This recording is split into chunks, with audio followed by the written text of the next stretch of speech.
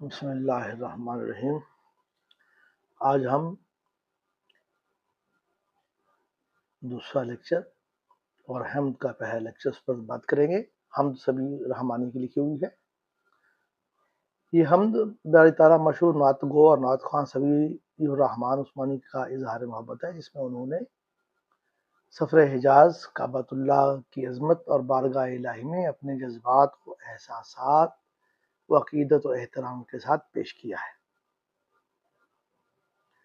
تو اس حوالے سے پہلا شعر: کعبے کی رونق، کعبے کا منظر، اللہ اکبر اللہ اکبر، دیکھیں تو دیکھے جاؤں برابر، اللہ اکبر اللہ اکبر۔ اہم نکات: کعبے کا حسن و جلال، زائرین کی عقیدت اور محبت، احساس عظمت الہی، دیدار کعبہ، بارفتگی۔ تشریح: جب انسان کعبے کا منظر پہلی مرتبہ دیکھتا ہے تو حیرت زدہ رہ جاتا ہے۔ سادگی اور پرکاری کا حسین امتزاج ہے کعبہ۔ خلق خدا کی محبت و عقیدت اور اپنی قسمت پر ناز کہ اس گناہ گار پر ایسا کرم کہ بندہ یاسی بیت اللہ کے سامنے یوں عجز و عقیدت کا بے پایاں جذبہ دل سے لے کر موجود ہے، آنکھوں سے پانی بہنے لگتا ہے۔ اب کھلا کہ وہ کعبہ نہیں تیرا گھر تھا، تمام عمر میں جس کا طواف کرتا رہا۔ یا پھر ایک قطرہ کہہ گیا سب حال دل کا، میں یہ سمجھا تھا کہ ظالم بے زباں ہیں۔ کعبے کی حسن اور زیارت کرنے والوں کی محبت اور عقیدت دیکھ کر اللہ کی عظمت، قدرت اور جلال کا احساس دل میں بیٹھ جاتا ہے، لیکن یہ جلال جذبہ اور شوق اور وارفتگی کو کم نہیں کرتا، بلکہ اللہ کی محبت میں اضافے کا سبب بنتا ہے۔ ایک بار دیکھا، بار بار دیکھنے کی ہوس ہے، حسرت ہے، خواہش ہے، تمنا ہے، آرزو ہے، امنگ ہے۔ مجھ نکمے پہ یہ عطا یارب، تو نے کعبہ دکھا دیا یارب، شکر اس کا ہو گیا اور ادا یارب، میں جو مکے میں آ گیا یارب۔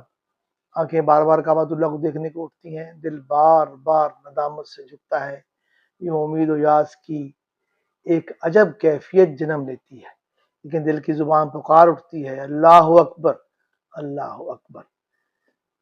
کعبۃ اللہ زمین پر تعمیر ہونے والا پہلا گھر جو بیت اللہ ہے۔ کعبۃ اللہ اللہ کے جلال و جمال کا مظہر ہے۔ بھوک میں کھانا، خوف میں امن دیا، اللہ کی عبادت کرو، یہ کعبہ کے بارے میں فرمایا گیا۔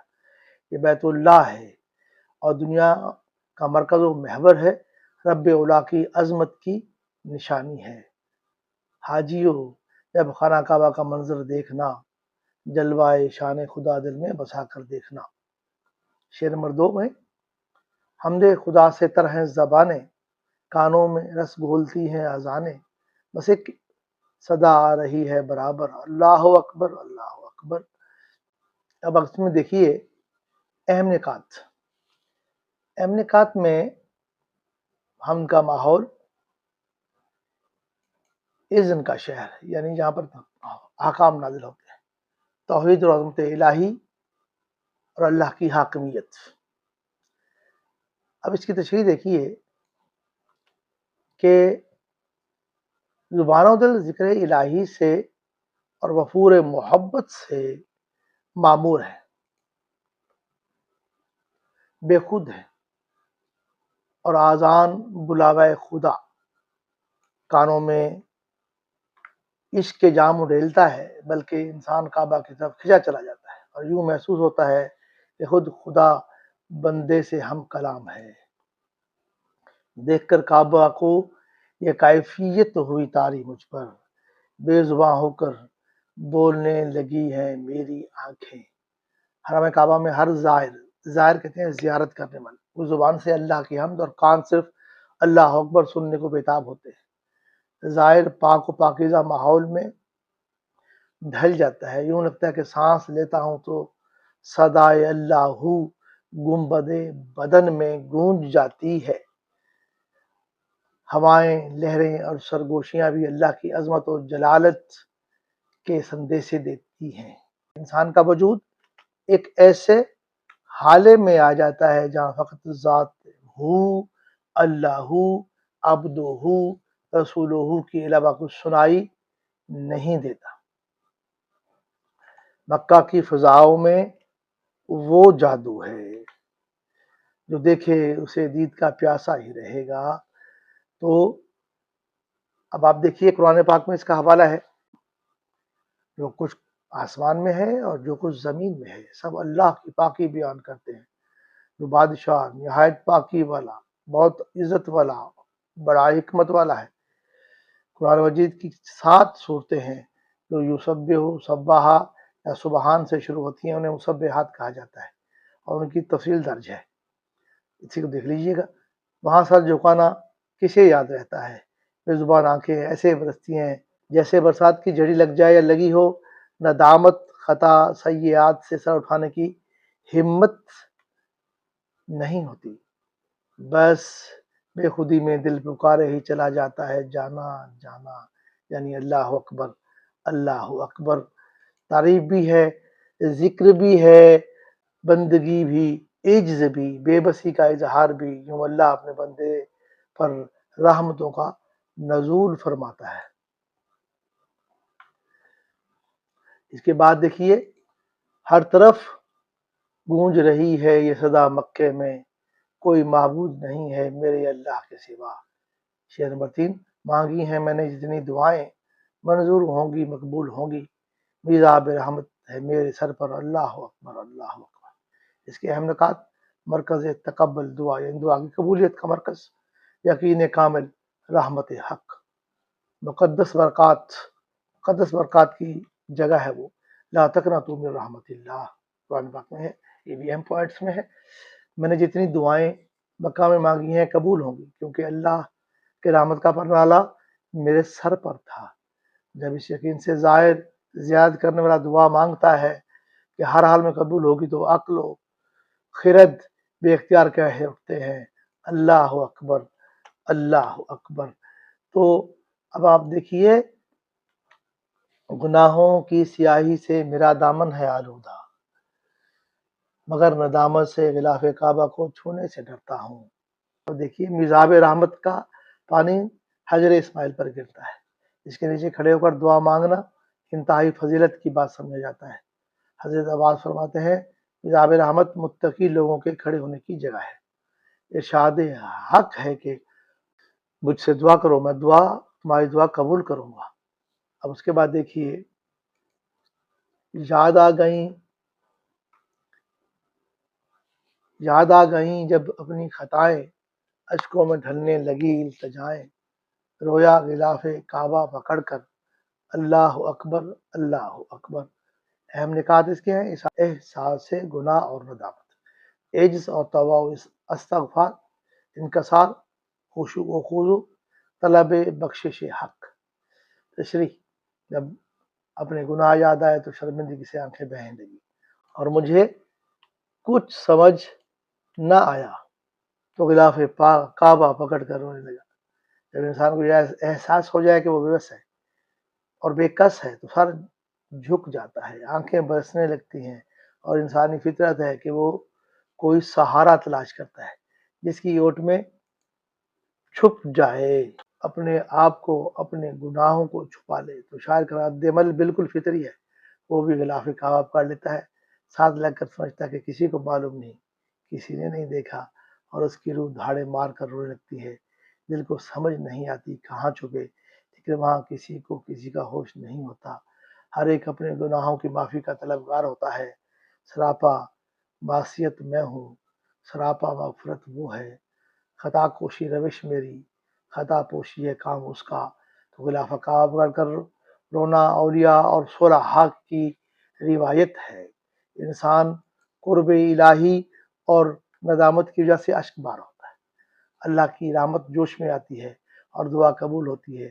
غلاف کعبہ کو پکڑنا اور قربت کعبہ سے سکون نے قلب حاصل ہونا، اس شعر میں عاجزی اور توبہ کا بہترین رنگ دکھائی دیتا ہے۔ شاعر کہتے ہیں، جب کعبہ کے سامنے مجھے اپنے گناہوں کی سیاہی سے میرا دامن ہے آلودہ، مگر ندامت سے غلاف کعبہ کو چھونے سے ڈرتا ہوں۔ اب پانچواں شعر ہے، بھیجا ہے جنت سے تجھ کو خدا نے، چوما ہے تجھ کو خود مصطفیٰ نے، اے سنگ اسود تیرا مقدر، اللہ اکبر اللہ اکبر۔ اہم نکات حجر اسود کی فضیلت، بہشتی زیب پتھر، عظمت نسبت رسول، احترام شاعر اللہ۔ اے حجر اسود تو جنتی پتھر ہے، تجھے اللہ نے خاص طور پر اتارا ہے اور میرے حضور نے تجھے بوسہ دیا ہے۔ اے حجر اسود تو کتنا قسمت والا ہے کہ خاتم الانبیاء نے تجھے ایسا مرتبہ بخشا، اللہ اکبر۔ یعنی اللہ کتنا عظیم ہے کہ تجھے اپنے گھر کی زینت بنایا اور قیامت تک ہر حج اور عمرہ کرنے والا تجھے بوسہ دینا چاہے گا۔ ہے یہ یاقوت جنت سے اترا ہوا، عرش حق کا زمیں پہ یہ ایک نور ہے، جس کو چومے نبی جس کو چھوئے ولی، یہ محبت عقیدت کا دستور ہے۔ حجر اسود جنتی پتھر ہے، حضور اکرم نے اسے بوسہ دیا۔ حضرت عمر رضی اللہ تعالیٰ عنہ نے اتباع حضور اکرم صلی اللہ علیہ وآلہ وسلم میں حجر اسود کو بوسہ دیا۔ ابن عباس رضی اللہ تعالیٰ نے فرمایا، حجر اسود کو چھونا گناہوں کا کفارہ ہے۔ حجر اسود ہر اس شخص کی گواہی دے گا جس نے استلام کیا، یعنی ہاتھوں سے چھوا، ہاتھوں سے چھوا، دور سے اشارہ کر کے ہاتھوں کو چوما۔ خدا کی شان یہ لب اور بوسہ سنگ اسود کا، ہمارا منہ اور اس قابل عطائے رب اکبر ہے، ہمارا منہ اور اس قابل عطائے رب اکبر ہے۔ شعر نمبر 6 دیکھیے، معاشر میں نہ ہو مجھے پیاس کا ڈر، ہوں مہرباں مجھ پہ ساقی کوثر، رب سے دعا کی زمزم کو پی کر، اللہ اکبر اللہ اکبر۔ اس کے اہم نکات دیکھیے، خشیت و امید، خشیت خوف کرتے، روز حشر پیاس کی شدت، زمزم پینا اور دعا، اعتراف یکتائی و کبریائی، یکتائی ایک اور کبریا اللہ تعالیٰ کا جلال جمال، اور کبر یعنی اللہ کو کبر زیبا ہے۔ تشریح دیکھیے، کعبۃ اللہ میں آب زمزم پی کر یہ دعا مانگی کہ اے اللہ روز معاشر مجھے پیاس کی شدت سے بچانا، جب سورج سوا ندے پر ہوگا، شدت پیاس کی حالت اور نفسی نفسی کا عالم، ساقی کوثر کا جام قسمت میں رقم کر دے، کیونکہ شاعر کو معلوم ہے آب زمزم پی کر جو دعا کی جائے اللہ اسے منظور فرماتے ہیں، اور یوں دنیا میں زمزم کی برکتیں حاصل کرنا اور آخرت میں اس کے طفیل جام کوثر پینا، اللہ اکبر اللہ اکبر۔ بار بار اللہ کی بڑائی اور عظمت کا اعتراف کرنا ہے۔ زمزم کا جو متبرک پانی پیا ہے اللہ کی خاص نشانی ہے۔ آب زمزم کا مکہ کے صحرا میں نکلنا ایک معجزہ ہے۔ سائنس اور سائنسدان آج بھی اس معجزے پر حیران ہیں۔ حدیث کے مطابق یہ روئے زمین پر بہترین پانی ہے، اس میں شفا ہے۔ آب زمزم کو پینے کی خاص آداب ہے۔ حدیث نبی صلی اللہ علیہ وسلم میں ہے، آب زمزم جس نیت سے پیا جائے وہی فائدہ دیتا ہے۔ یہ زمزم اس لیے ہے جس لیے اس کو پیے کوئی، اسی زمزم میں جنت ہے، اسی زمزم میں کوثر ہے۔ شعر نمبر 7 ہے، تیرے کرم کی کیا بات مولا، تیرے حرم کی کیا بات مولا، تا عمر کر دے آنا مقدر، اللہ اکبر اللہ اکبر۔ اہم نکات دیکھیے، اعتراف فضیلت کعبہ، کریم و رحیم اللہ، تسلسل و تقرر حاضری یعنی بار بار حاضری پر آنے کی خواہش، تمنا عبد اور قرب الہی۔ اب دیکھیے تشریح، اے اللہ تیرا کرم بے پایاں، تیرا حرم اور رحم بے شمار، رحم بے شمار ہے اے اللہ کہ تو کریم ہے، تو عظیم ہے، اور کعبۃ اللہ جیسی کوئی اور جگہ دنیا میں نہیں ہے۔ اللہ اللہ میری قسمت میں اس در کی حاضری بار بار ہزار بار لکھ دے، یہ کرم کے لیے ایک معمولی بات ہے۔ مکہ کی عظمت اس بات سے ہوتی ہے کہ ہجرت کے وقت حضور اکرم صلی اللہ علیہ وسلم نے کعبۃ اللہ سے مخاطب ہوئے فرمایا، اے کعبہ تو مجھے دنیا میں سب سے زیادہ عزیز ہے، اے کعبہ تو مجھے دنیا میں سب سے زیادہ عزیز ہے، لیکن یہاں کے لوگ مجھے اب یہاں رہنے نہیں دیتے، اس لیے تجھ سے بچھڑ رہا ہوں۔ زمین پر سایہ عرش بری ہے بیت اللہ، جہاں پہ دل کو سکون یقین ہے بیت اللہ۔ کعبۃ اللہ کو دیکھنا بھی عبادت ہے، دنیا کی پہلی عبادت گاہ جو ہدایت کے لیے تعمیر ہوئی۔ یہ امن کا شہر ہے یا ظلم کرنا، اپنے اوپر ظلم کرنا ہے؟ کعبہ روئے زمین پر سب سے اہم اور محترم اور بابرکت مقام ہے۔ کعبۃ اللہ میں پڑھنے جانے والی ایک نماز کا ثواب 1,00,000 نمازوں کے برابر ہے۔ بیت اللہ میں مقام ابراہیم، حجر اسود، ملتزم، چاہے زمزم اور صفا و مروہ جیسی اللہ کی نشانیاں ہیں۔ الہی بار بار اس در پہ مجھ کو تو بلاتا رہے، منظر یہ سکون نے دل مجھے تا عمر دکھاتا رہ۔ مولا سبھی اور کیا چاہتا ہے، بس مغفرت کی عطا چاہتا ہے، بخشش کے طالب پر اپنا کرم کر۔ اللہ اکبر، اللہ اکبر۔ اہم نکات: بے اتنائی یہ خواہشات، مغفرت انعام الہی، طلب رضا و رضا، عجز بندگی کا اظہار، مغفرت کی درخواست، عجز بندگی اور بندہ، رحمت الہی کی امید، مدعا دعا مغفرت۔ تشریح: اے اللہ، سبھی اس کے سوا اور کیا مانگ سکتا ہے کہ اپنے خصوصی کرم سے مغفرت فرما دے۔ یہ عاجز تیرے کرم کا محتاج ہے، مولا بخش دے، کیونکہ تیری ذات عظیم و کریم ہے۔